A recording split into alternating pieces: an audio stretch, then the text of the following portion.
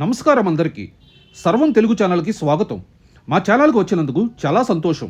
ఇది మా మొదటి వీడియో మరియు ఈ వీడియో చాలా స్పెషల్ టాపిక్ గురించి.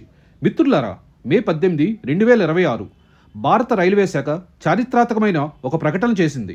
న్యూఢిల్లీలో ఉన్న రైల్వే మినిస్ట్రీ భవనం గేట్ నెంబర్ 4 వద్ద భారతదేశపు తొలి బుల్లెట్ ట్రైన్ యొక్క ఫస్ట్ లుక్ను అందరికీ చూపించారు. చూడడానికి పక్షి ఆకారంలో చాలా బాగుంది. జపాన్ టెక్నాలజీ వాడారు. ఈ బుల్లెట్ ట్రైన్ ముంబై నుంచి అహ్మదాబాద్ వరకు 508 కిలోమీటర్ల దూరం ప్రయాణిస్తుంది. ప్రస్తుతం ఆ దూరం వెళ్ళడానికి నార్మల్ ట్రైన్స్కి 7 గంటల టైం పడుతుంది. ఈ బుల్లెట్ ట్రైన్ వస్తే జస్ట్ 2 గంటల్లో వెళ్ళిపోవచ్చు.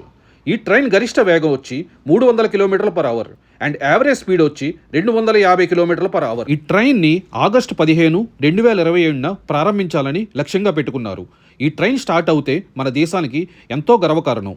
ఈ వీడియో మీకు నచ్చినట్టయితే లైక్ చేయండి, షేర్ చేయండి మరియు మన సర్వం తెలుగు ఛానల్ని సబ్స్క్రైబ్ చేయండి. తదుపరి వీడియోలో మళ్ళీ కలుద్దాం. జై హింద్.